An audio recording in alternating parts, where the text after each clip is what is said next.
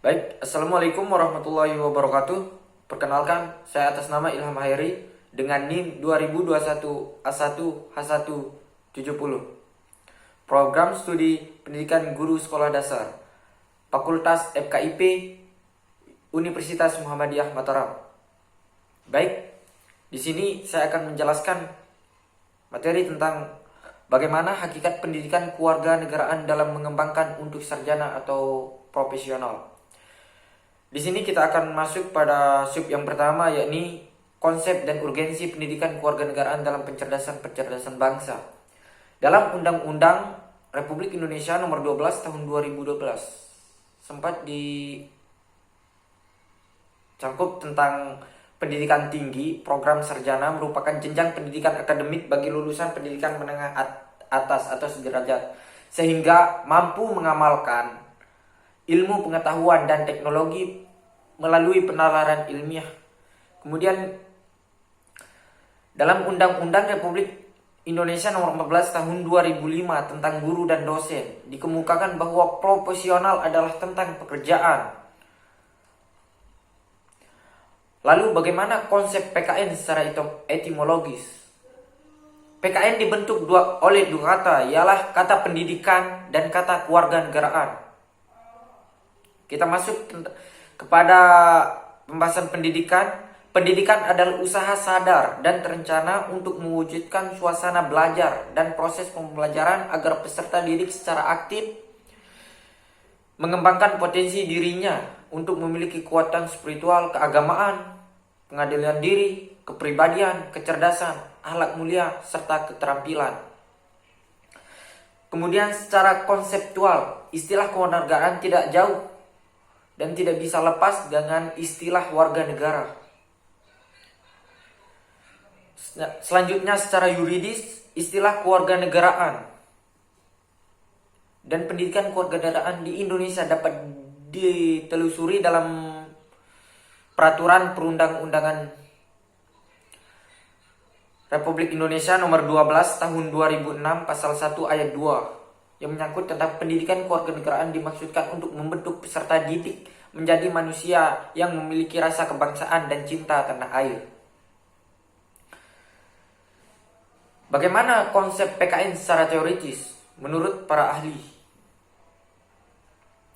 Pendidikan kewarganegaraan adalah program pendidikan yang berintikan demokrasi politik yang diperluas dengan sumber-sumber pengetahuan lainnya. Pengaruh-pengaruh positif dari pendidikan sekolah, masyarakat, dan orang tua, dan kesemuanya itu diproses guna memilih para siswa untuk berpikir kritis, analitis, bersikap, dan bertindak demokratis. Demikian pula pada ayat 2 huruf B dinyatakan bahwa kurikulum pendidikan tinggi wajib memuat pendidikan kewarganegaraan. Bahkan dalam Undang-Undang Nomor 12 Tahun 2012 tentang pendidikan tinggi lebih eksplisit dan tegas menyatakan nama mata kuliah kewarganegaraan sebagai mata kuliah wajib. Kemudian kita masuk ke sub yang ke B, yang yaitu menanya alasan mengapa diperlukan pendidikan kewarganegaraan. Apabila memperhatikan hasil penelusuran konsep dan urgensi pendidikan kewarganegaraan yang tadi, terkesan bahwa PKN Indonesia banyak dipengaruhi oleh pendidikan kewarganegaraan dalam tradisi Barat. Apakah benar demikian? Baik, kita masuk ke sub yang ketiga, yakni menggali sumber historis, sosiologis, dan politik tentang pendidikan kewarganegaraan Indonesia. Kita masuk pada secara historis. Pendidikan kewarganegaraan dalam arti substansi telah dimulai jauh sebelum Indonesia merdeka. Jauh sebelum Indonesia diproklamasikan sebagai negara merdeka. Dalam sejarah kebangsaan Indonesia, berdirinya organisasi Budi Utomo tahun 1908 disepakati sebagai Hari Kebangkitan Nasional. Karena pada saat itulah dalam diri bangsa Indonesia mulai tumbuh kesadaran sebagai bangsa, walaupun belum menanamkan Indonesia. Kemudian kita masuk secara sosiologisnya. Pidato-pidato dan ceramah-ceramah yang dipertahankan tanah air merupakan secara sosiologis, pidato-pidato dan ceramah-ceramah yang mempertahankan tanah air merupakan PKN dalam dimensi sosial kultural. Inilah sumber PKN dari aspek sosiologis. Kemudian kita masuk pada secara politis. Pendidikan kewarganegaraan mulai dikenal dalam pendidikan sekolah, dapat digladarisi dokumen kurikulum sejak tahun 1957, sebagaimana dapat diidentifikasi dari pernyataan Sumantri bahwa pada masa Orde Lama mulai dikenal istilah kewarganegaraan. CIPIS, pendidikan kewarganegaraan.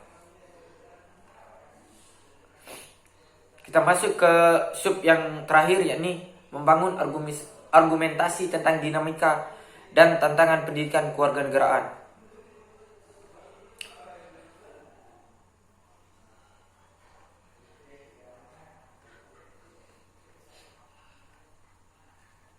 Nasib sebuah bangsa tidak ditentukan oleh bangsa lain, melainkan sangat tergantung pada kemampuan bangsa sendiri. Apakah Indonesia berjaya menjadi negara yang adil dan makmur di masa depan?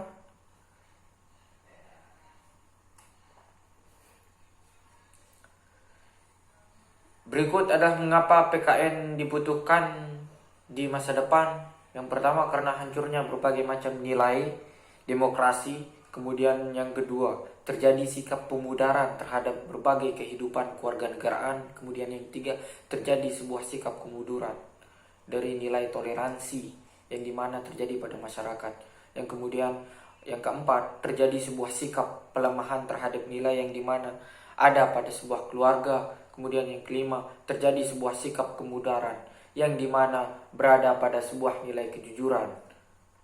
Kemudian terakhir, terjadinya berbagai macam pelanggaran terhadap nilai berbangsa dan juga bernegara. Baik, mungkin itu saja pemaparan materi dari saya. Kurang dan lebihnya mohon dimaafkan. Wabillahi taufiq wal hidayah. Wassalamualaikum warahmatullahi wabarakatuh.